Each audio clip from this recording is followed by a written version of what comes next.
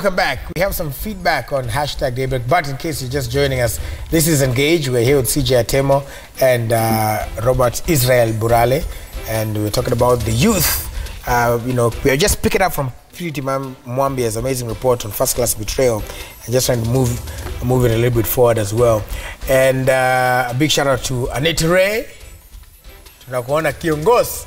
Tunakuona kiongozi. Yes, so she's watching as well. Right, let's take a look at some of the feedback that we have.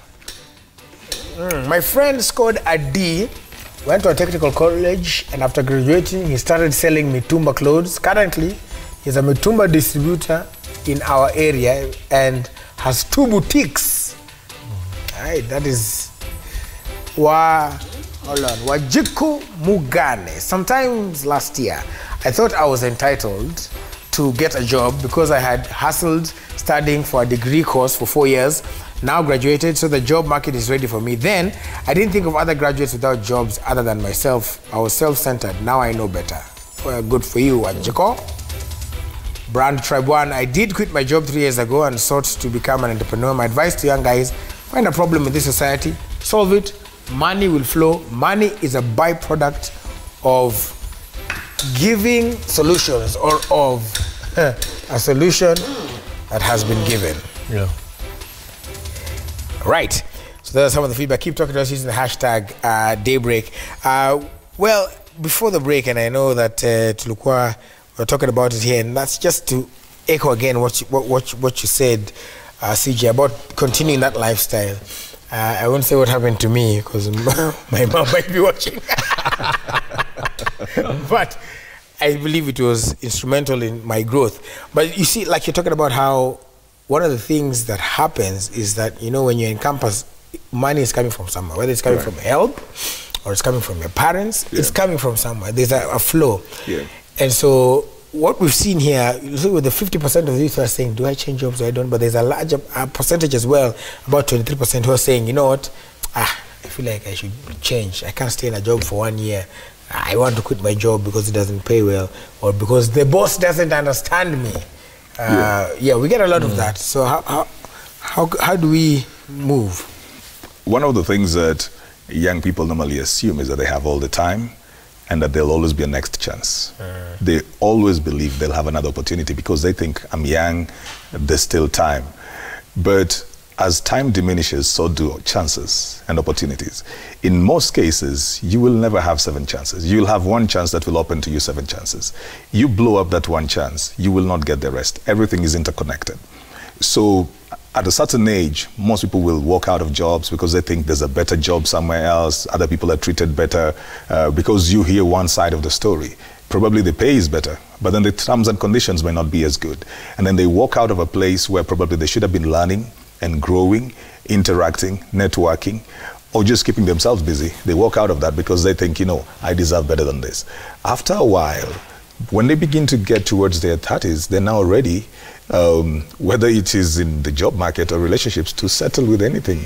Because now the reality is coming that these chances don't always come. And it gets back to the thing, Willis, of entitlement, where we think we always deserve the things that we receive and deserve even better, not realizing that there are other people who don't even get half of the things that we get. So we easily will take up something and then we will leave it and dump it over the flimsiest of reasons.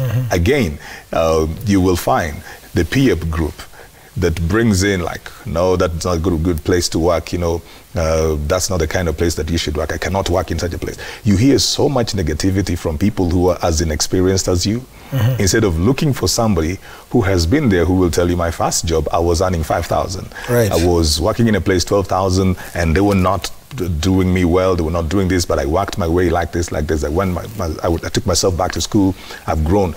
They need to listen to people who have overcome those challenges, not people who are terrified by the same challenges as they are. Then they all decide to quit. I really think that is what can also be called entitlement. Yeah, it is. Yes, it is a version of, you know, me, and nilikuwa napewa pesa, so the world owes me but let me more money and more flexibility. This goes back to social skills. And I know the old days, you finish campus, I think you go to NYS. Yeah. I think those days, you know, when you were told to wake up at 5 in the morning and you have to, they were taught social skills, hard work, and how to operate under authority. But having said that, I'm not saying we go back to those days, but having said that, there are some millennials who have worked hard, have tried their best, are not entitled, but there are no jobs. But money is looking for a home. You know, like I have a cousin called Oscar Wax. This guy trains dogs. And now he's doing that for a living. You understand? You can go online, study a few things. I have a friend who studied how to play the saxophone online. So they have all these spaces. And then now this guy goes and says, okay, fine, I train dogs. He goes on social media. Instead of following Slay Queens, he's now promoting his business. Now, guess what? He did not start that business with any capital. Because I know people say there are no jobs and then we have no money to start business. Let me tell you, there's a way you can start something. You have an idea, you actualize it, money comes. That's true. Look at this young man. Dog training. I'm sure he goes online, studies a lot, then spends his time on social media, not making too much noise or gossip, but showing how he's training dogs. So all these people who want their dogs trained, go to him. You understand? Now he's feeding his family. Well, there's somebody else saying, I must work for Safaricom. I must work for this other company. Companies are laying off people, not employing people. So you have to think, money is looking for a home. The only key that will open that money to come in is business ideas. And some, by the way, you can start with no or minimal capital. Yeah, I was thinking about that.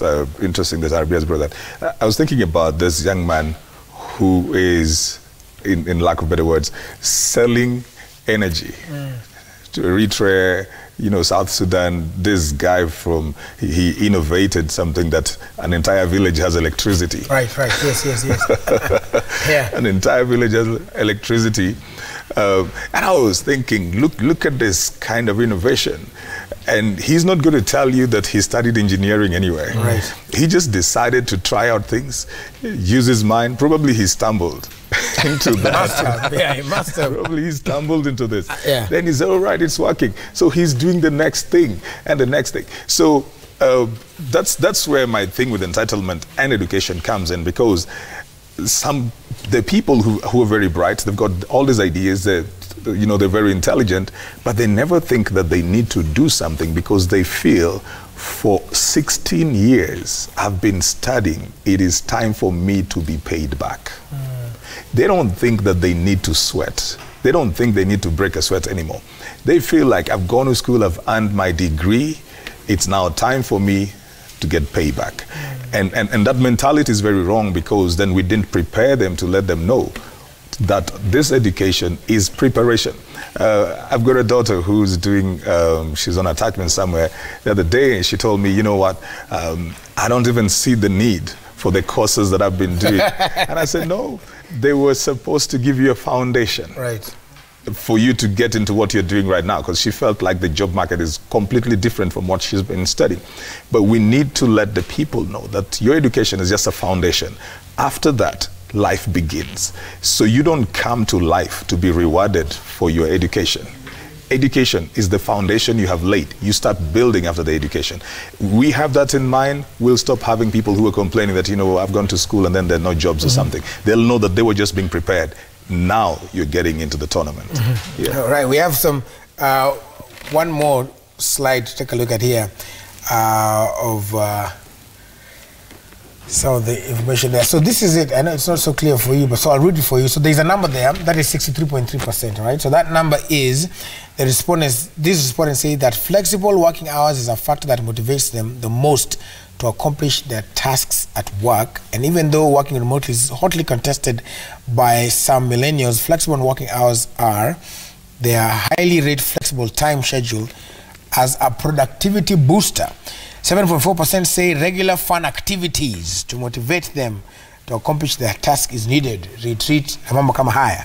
8.4% said regular breaks from their desks, those who work 8 to 5. I guess, is that the last one or do we have another one? You have another one?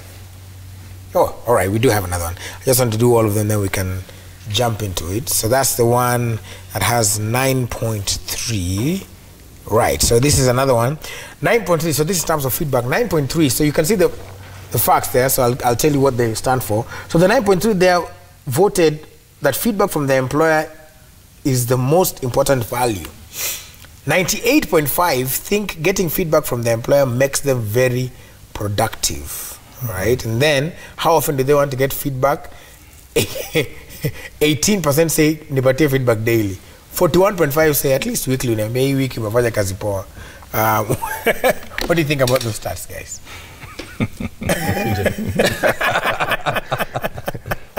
No, for me, when you think about those things, regular breaks and whatever, you know, there's a bit of entitlement going on there.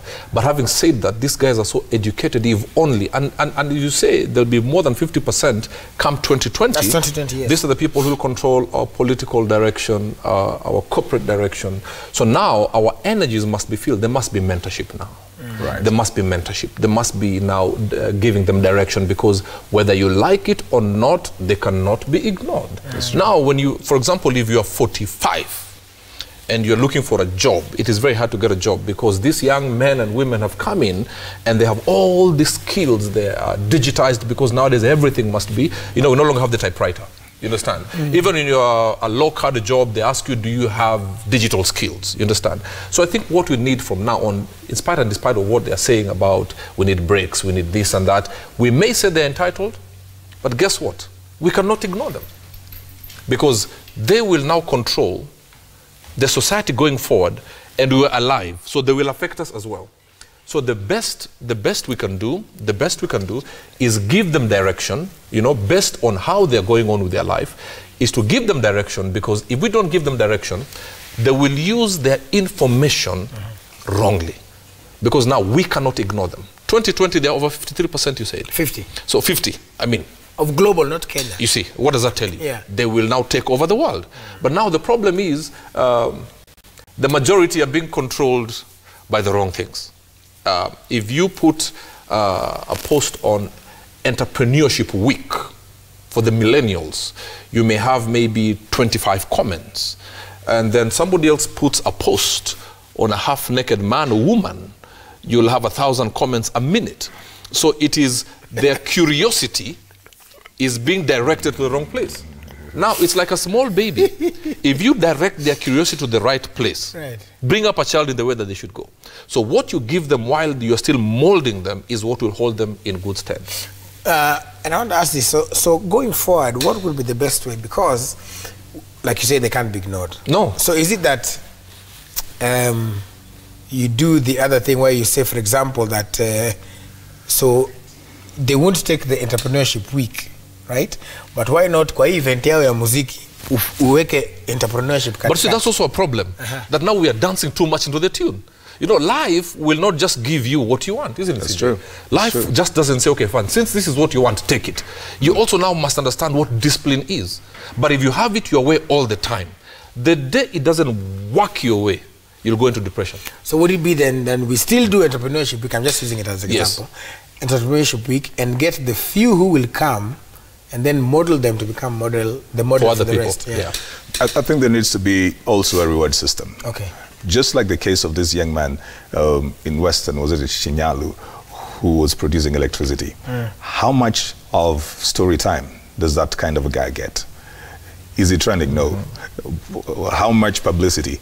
Now, when you have somebody who has this level of innovation, why don't we get people who are pushing money his direction?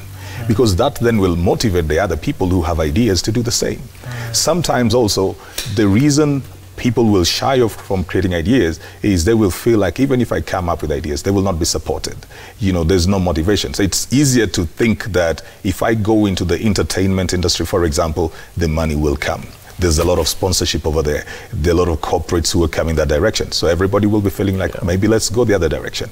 But if they begin to see that you can come up with innovations and attract corporate attention and media, and you trend for the right reasons, probably we're going to have a bit more of the people who are becoming innovative, because a lot of people just need inspiration and motivation. So if they see somebody do something, their creative energies will be stirred up.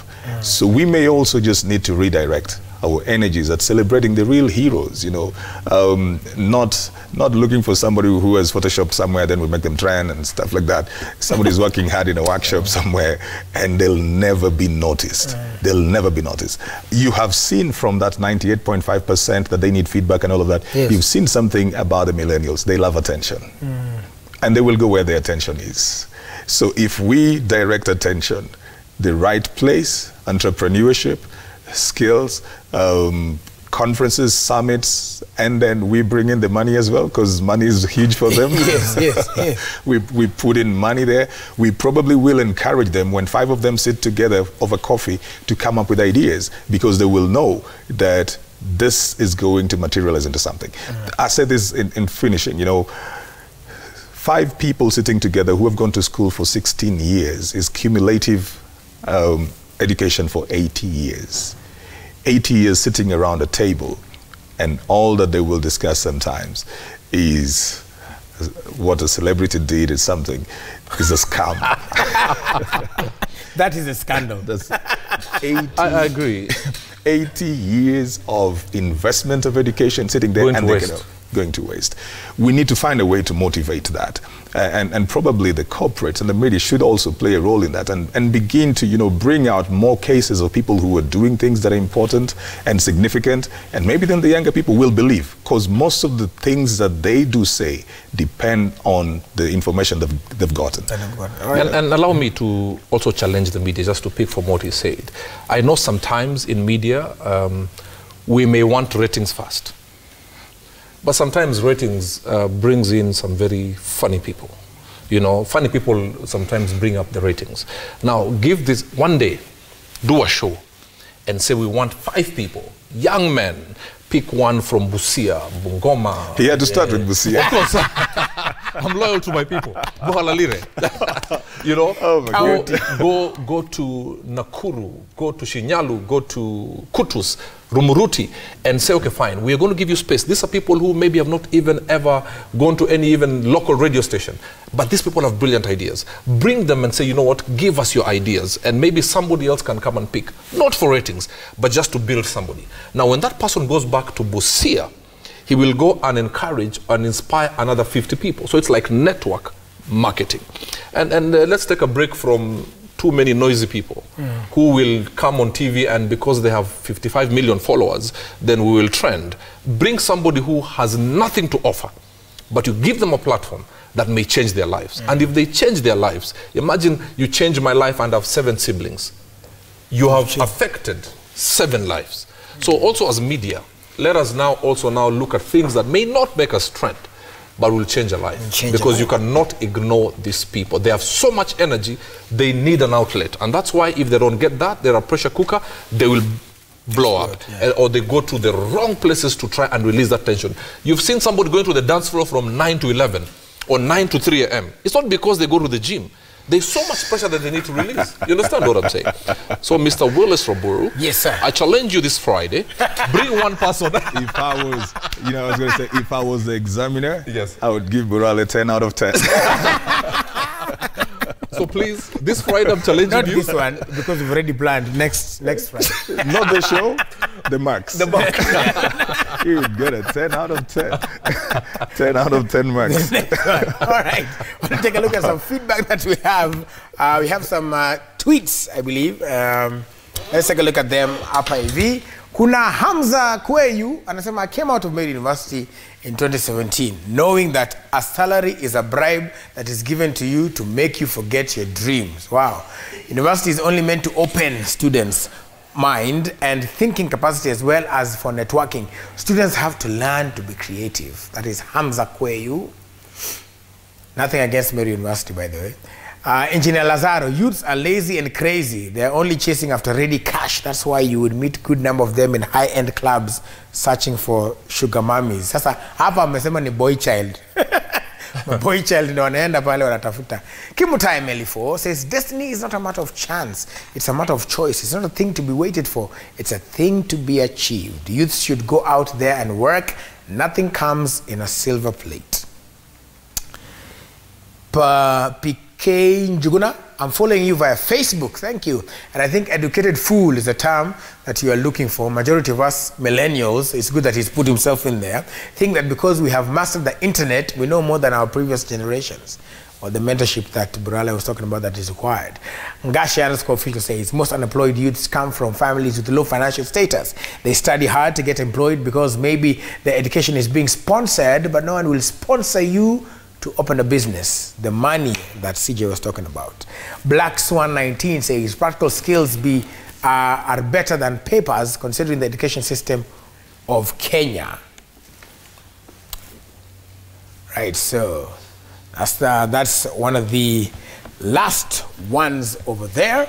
And woohoo, there goes my chair. Thank you so much for all of you guys for the feedback. Maybe the last ones for those who are watching, they are probably watching them. Maybe now some are angry because you've spoken too much of the truth. Maybe someone like I'll say, wanajua nini? Wazea wanajua nini? Hold up. Wazee how? How? Yeah, anyway, how? H-O-W. But yeah, so yes, wazee how? I'm just getting that now. Wazee how? So maybe there's somebody who's watching, young person, whether they've been irked by it or not. Right. What would be your final comments to them? Not all of you can get a job. But even if you can't get a job, you have the brains that you can do something that will bring you finances, will give you fulfillment. Don't just give up. It doesn't matter where you are. You're not limited to a geographical area. So just, I know you have it here, build it here, and actualize it. Don't say you're in a rat race. I hate that word. Because if you win the race, you'll still be a rat.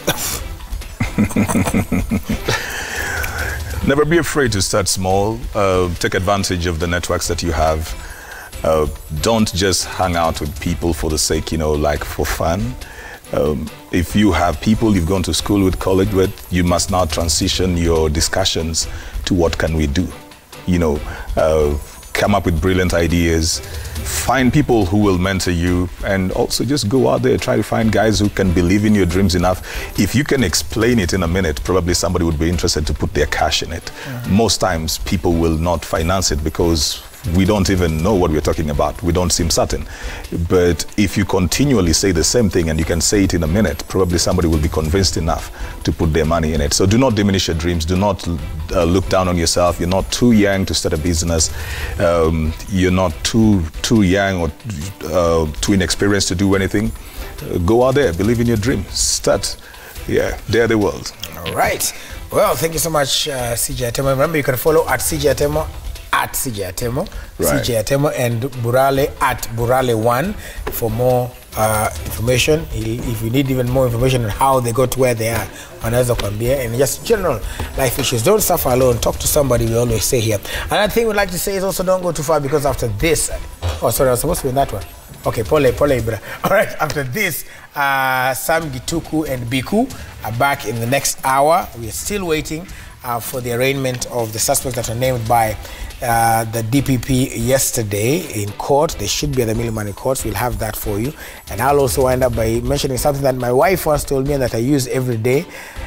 You need to wake up, smell the coffee, and take a sip of reality every day you step out. But do remember that God loves you, and that will never change, and successful people look like you. Tuonane.